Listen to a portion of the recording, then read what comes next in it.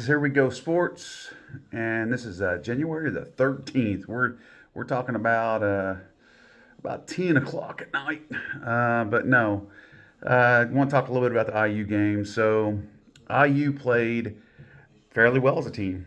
They really did.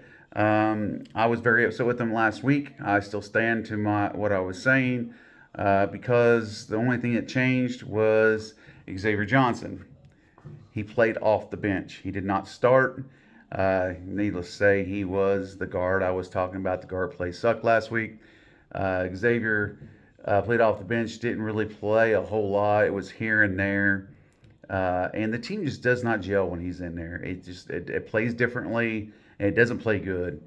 Um, but they went against Minnesota 74-62. They are 4-2 in the Big Ten now. Uh, Not looking too bad. They still have games they have to win.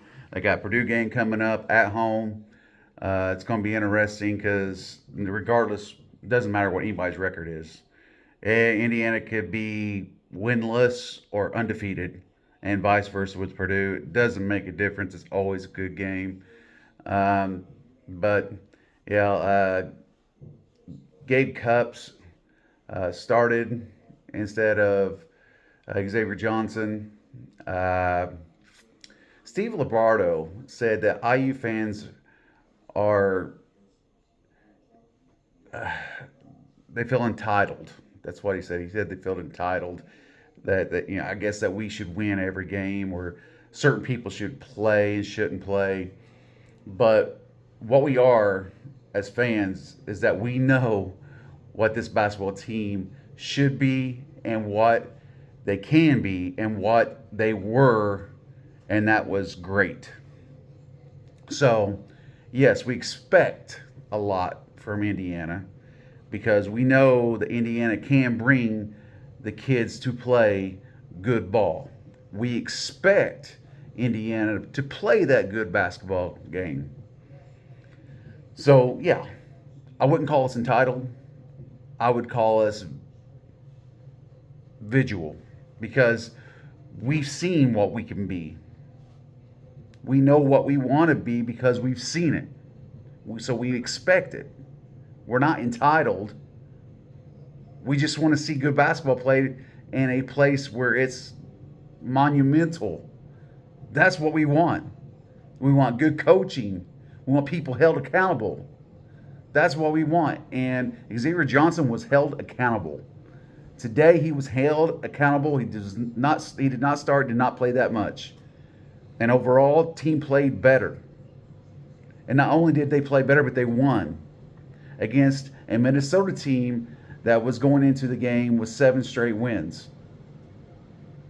So I feel like Xavier Johnson has honestly, I'm talking about it, but I gotta say this. I feel like he's gotten disconnected from the team ever since he came back from his injury. I don't think he feels connected to this team, or he hasn't gelled with this team. The team that he had before he got injured is no longer there, and he's just not gelling with this group. Will he be able to gel? I don't know. I mean, there was a time there was a 3-pointer shot in the game, and it showed the bench cheering and stuff. You know how some basketball benches do. I mean, and great success. I mean, they're normally all hyped up, and you can see it. And Xavier Johnson wasn't hyped. He wasn't there. He just looked okay. I mean, I don't feel like he thinks he fits in, and that's a shame because this is his last year he's going to be able to play, and he needs to figure out a way to do it. He needs to figure out a way to help this team so he gets to play and help this team look good, help this team out, and the team will help him as well. They need to figure out a way to get him to feel as part of the team. And I don't know what that's going to consist of, but that's what needs to happen. Now, we're going to move on to the Colts. Anthony Richardson, he was interviewed, the last interview, I'm assuming, for the season. And he said a lot of good things. He seemed like He had a good head on his shoulders. So nobody's had a real good sit down talk with Anthony Richardson as far as media. Not that I've heard. He was asked some good questions and he had some really good answers, and he seemed like he was very honest about his answers. He didn't pause too much, other than when they had him think about an answer that he seriously had to think about. He thought about and answered it. He talked about how he feels like the team would have been better with him, but he also talked about how the team got picked up by Gardner Minshew, or the Gardner Minshew helped the team, back on their feet. Everybody helped each other. They played as a team. Gardner, in the way he prepares, he's a definition of a pro. When it was his time to lead, he definitely did that. When it was his time just to be around in the building, he definitely did that. He taught me how to watch film, break stuff down. Just watching him, it was different. Selfishly, I want him back, but if he does get a shot somewhere else, I'm definitely rooting for him because he's a great guy, great person, and I'm thankful that I had the opportunity to work with him this season. And they got really far. He talked about how Gardner Minshew was really good with helping him out. He talked about, how Jonathan Taylor is a beast. He talked about some of his teammates. He talked about how far along he was with his therapy. do differently. I had to learn how to do everything with my left hand. I even started tricking myself into saying I was going to learn how to throw with my left. But it was kind of tough, just getting in the car. That's difficult, having to reach all the way across your body. Can you throw left-handed? Oh, yeah, I can, but... How far can you throw left-handed? I'm just curious. If I had to put a number on it, I would maybe give myself like 30 yards. Try to make it work. But accurately, I'm not.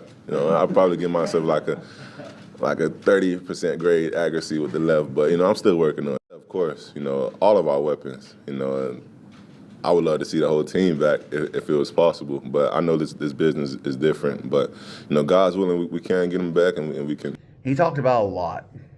And I believe every word he said.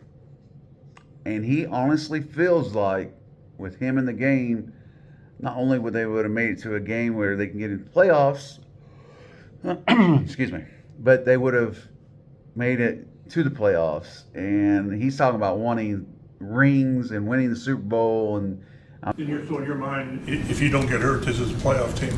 Oh, yeah, for sure, no doubt. I believe that when I first walked through the door, just looking at the pieces we have. And then myself, I'm going to compete every single chance I get, and we don't want anything short of the playoffs. We want to exceed the playoffs and go to the Super Bowl. That's the main goal, get rings here. I do believe if I did play, go to the playoffs. But even when I didn't play, we had opportunities to go to the playoffs. So, this team, despite me, just leave me out of it. This team is great. When I was playing, it was a different type of learning form. I was learning on the fly type of thing, day by day, information and trying to apply it. But once I did get sat down with the injury, it kind of slowed me down, slowed our process down to where we could dive deeper into certain things and, just learn more about each other. I mean, he's hyped up. He is. He's pumped. He is a guy that seems like he can help this team go as far as it can. He's very confident, or he is very cocky. Whichever one, I don't give a shit, because he seems like he knows what he wants. He was also asked how his style of play was going to be, if he thought that it was going to change. And, I love playing physical, so, that's my nature. But, now that people see me and, they kind of fear of quarterbacks being too physical and getting injured the way I did, but like you said, I don't think I played reckless. I think I played, the right way. And, it was unfortunate that I got injured. But, I can't really change the way I play. I just got to be a little smarter when the time does come. Jonathan Taylor, I think, but just what were your impressions of watching him? Oh, man. Just watching him do what he does, man, it's amazing. I watch his highlights when I get home. Just watching him this last game, it was amazing because I can only just imagine myself in the offense with him, opening up some things for him, with my legs as well. But, only time could tell, so I'm excited to get on my grind. This is going to be a big year for all of us. So, I'm definitely excited to, start grinding and get back on the field so we can, get those touches together. Or if he thought he was too aggressive. All this conversation happened during this interview. Now, he did say he's going to Florida for some more rehab. To train, or what you kind of have scheduled? I'm not going to lie. I've been thinking about this day for a long, long time. Just how the offseason was going to be for me. I had other plans, I wanted to actually, just take some time and relax. But, now the way that things are playing out, I'm 100% all steam right now. Guys, is all the way to the floor. I'm pushing it because I'm trying to get back. I'm trying to, go get that playoffs, go get the Super Bowl rings. I just want to be great for this team. So plan on getting to Jacksonville sometime within the next couple of weeks so I can get down there, finish a little bit of more rehab before I start throwing. But I'm going to have the link to anybody who wants to watch it down below and in the details. Just open that up. It'll be down there of this entire interview if you care to watch it. But I thought he interviews very well. And he seemed to be very sure about everything he said. So that's a plus for the Colts. He did talk about Michael Pittman as well. Now, let's get away from him for a minute. Michael Pittman, I thought, was already on the verge of signing a contract. Apparently, he hasn't.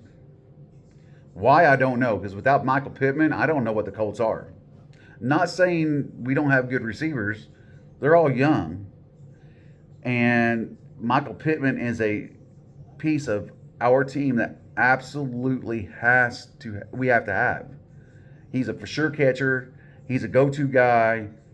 He doesn't drop balls, he doesn't drop very many balls. If they're passing him 99% of the time, he's gonna catch it. Whether it's one-handed, two-handed, somebody over his shoulder trying to pull it out of his hands, he's coming down with that damn ball.